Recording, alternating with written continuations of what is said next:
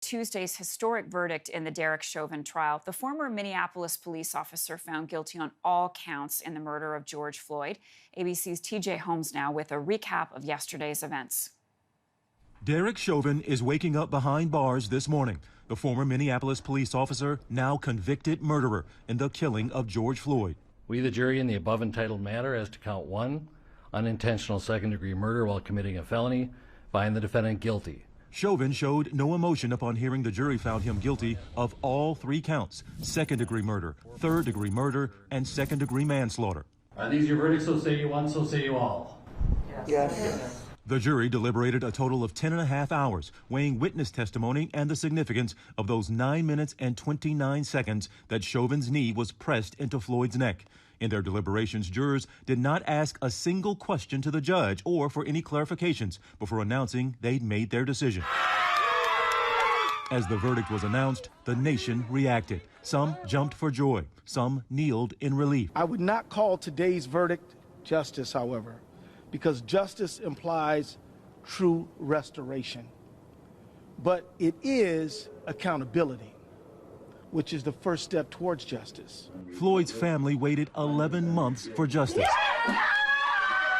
And after reaching a historic $27 million settlement with the city in March, now finally breathing a sigh of relief. I'm gonna put up a fight every day because I'm not just fighting for George anymore, I'm fighting for everybody around this world. Today, we are able to breathe again.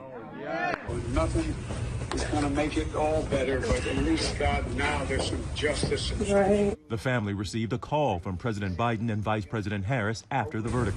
I think a John is coming. My dad is going to change the world. He's going to start to change it now. That's right. Yes.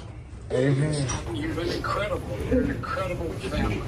I wish I were there just with my arms around you. Floyd's death last Memorial Day, captured on cell phone and seen around the world, sparked international outrage, placed a spotlight on race and policing in this country, and prompted demands for police reform. Darnella Frazier was 17 years old when she recorded the video of Floyd's last moments, her 9-year-old cousin at her side. Darnella posting after the verdict, "I just cried so hard. Thank you, God." That report from ABC's TJ Holmes. I now have 2 guests to help discuss this. I'm joined by political and social commentator Avis Jones-DeWeaver and Chad Dion-Lassiter, a national expert on race relations. 2 of my favorite guests. Good to see you both together. A big day.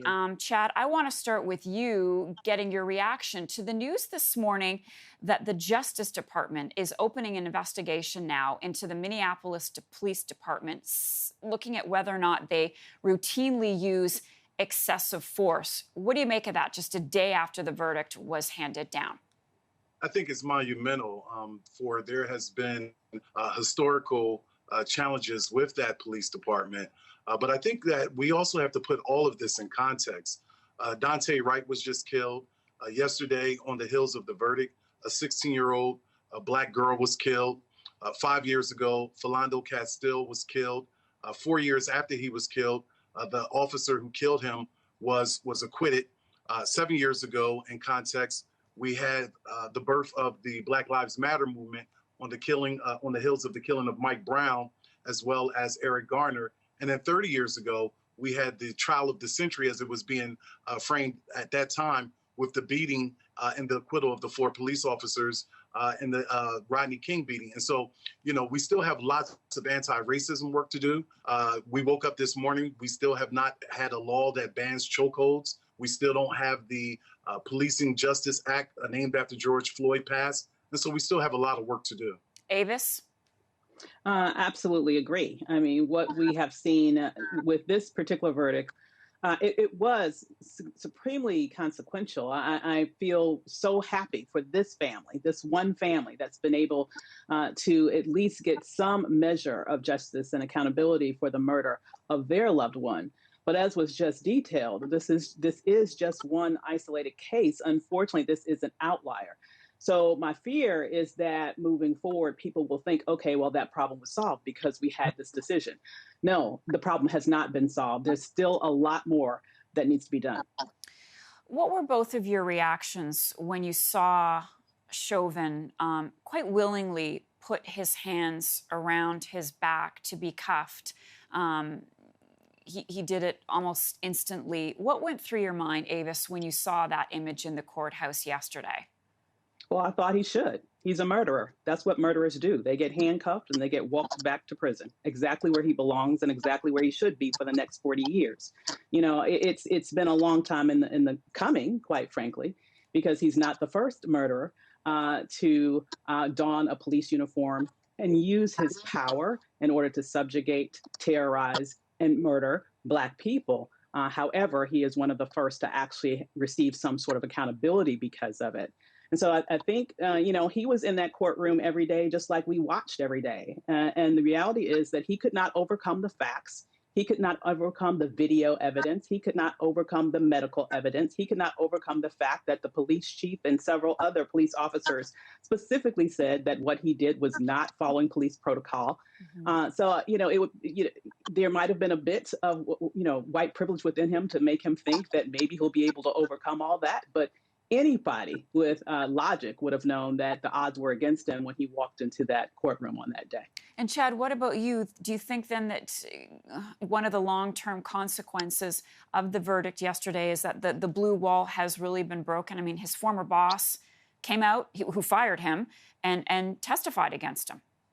I don't think the blue wall has been broken. I think that what we saw was this aspect of this particular police department. They snitched on one another. They stepped up. They present themselves from a level of accountability. We have a deeply rooted problem with policing in America that's rooted in white supremacy. What I would like to know is how many police departments on this day are doing psychological evaluations with their departments to talk to the officers and their departments about how they felt about the verdict. We may see retaliation. I don't think the blue wall has been cracked. I don't think one verdict is going to get there. We have a lot of police officers who are hiding under the guise of the badge, and they are white supremacists. They hate Black people.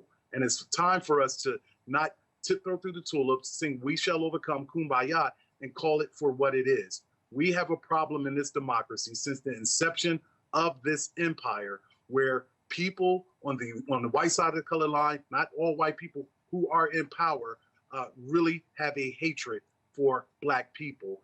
You don't see white people getting killed in the manner that you see. You don't see it. You don't see it. You know, Dylan Roof, Ted Bundy, Timothy McVeigh, all of these individuals were taken alive.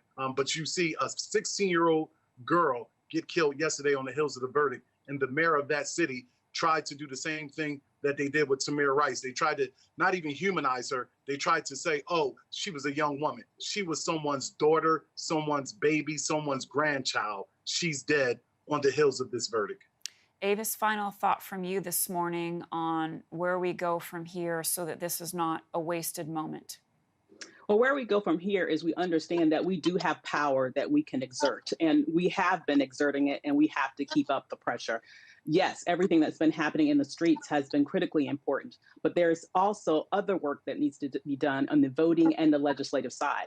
I personally believe that if we did not have a Keith Ellison as Attorney General of the state of Minnesota, this case would not have gone this way, period. I also believe that we need to make sure that the George Floyd Justice in Policing Act passes the Senate so that we can make sure that police are not protected from civil liability when they abuse people's rights and humanities in this way, to make sure that we can create a list of police that abuse people so they can't just bounce around from one department to the other, to make sure that we get rid of people be able to have no-knock warrants and murder people in the same way that they did Breonna Taylor. That's legislation that's sitting in the Senate right now, and it needs to pass immediately.